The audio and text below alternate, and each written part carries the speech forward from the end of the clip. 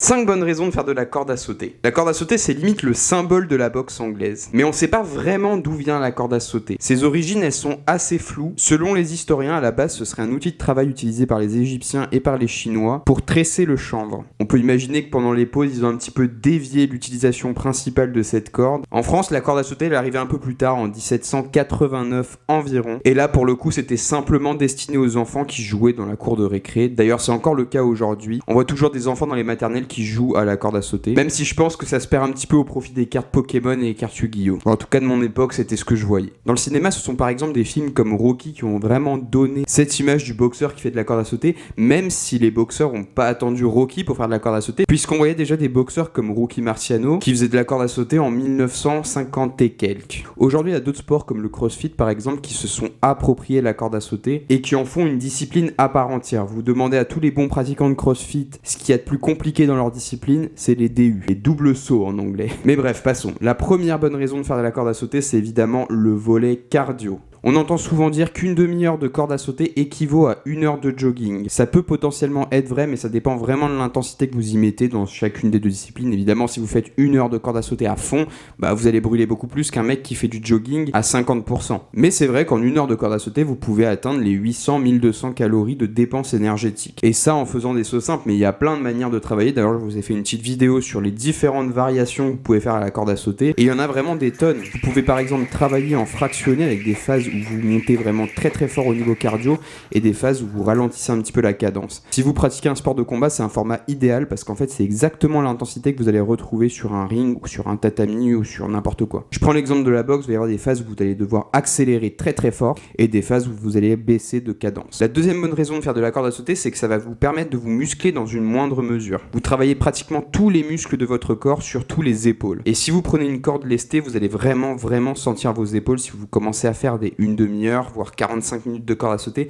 vous allez voir que ça charge énormément les épaules. Vous avez plein de types de cordes à sauter qui vont vraiment vous donner du fil à retordre. Je sais pas si vous avez déjà vu, mais vous avez des cordes en battle rope. Et avec ça, c'est vraiment, je pense, impossible de faire des doubles sauts. Enfin, ça doit vraiment être très très dur. D'ailleurs, je vous mets au défi, dites-moi dans les commentaires, mettez double saut si vous arrivez à faire des doubles sauts avec une corde lestée. La troisième bonne raison, c'est que la corde à sauter, ça va aussi développer votre agilité. Vous allez avoir par exemple un meilleur équilibre, une meilleure coordination, une meilleure synchronisation, bref, un gain d'agilité quotidien. C'est un petit peu la promesse du CrossFit qui vous promet en fait d'être efficient au jour le jour dans toutes les tâches que vous faites au quotidien. Par exemple, faire vos courses, les monter à votre étage, etc. C'est ce qu'on appelle l'aspect fonctionnel du sport. Et c'est celui qui pousse les gens un peu plus âgés justement à se maintenir en forme pour pouvoir continuer à faire des choses qu'ils font au quotidien. À ne pas négliger, c'est hyper intéressant. Sur l'aspect agilité et coordination, ça se discute un peu parce que moi, ça fait 13 ans que je fais de la corde à sauter, mais je suis toujours aussi nul en danse. Donc au niveau coordination, dans cette discipline-là, il y a encore du travail à faire. Par contre, en corde à sauter, ça va, je me débrouille. Le quatrième point, j'arrive pas à le faire, je fais un Spock. Le quatrième point, c'est que c'est un budget qui est très très faible. Pour acheter une corde à sauter, vous n'avez pas besoin de dépenser des 1000 et des 100. Avec une dizaine d'euros, ça suffit. N'achetez pas les cordes Décathlon qui sont simplement en full plastique parce que vous allez voir que ça va avoir une durée de vie qui est ridicule. Au bout de quelques mois seulement, votre corde va littéralement fondre. Je vous mens pas, hein, le câble fond petit à petit au fur et à mesure que vous en faites. C'est pour ça qu'il faudrait mieux préférer en fait des cordes un petit peu plus solides comme les cordes avec un fil de fer qui est recouvert évidemment de plastique, hein, sinon ça fait mal quand vous la prenez dans le dos. Hein. J'ai déjà eu des énormes traces dans le dos, je pense que les gens qui ont dû voir ça ont dû penser que j'étais masochiste, mais non, c'est pas le cas, c'est juste la corde à sauter qui fait très très mal. Mais voilà, niveau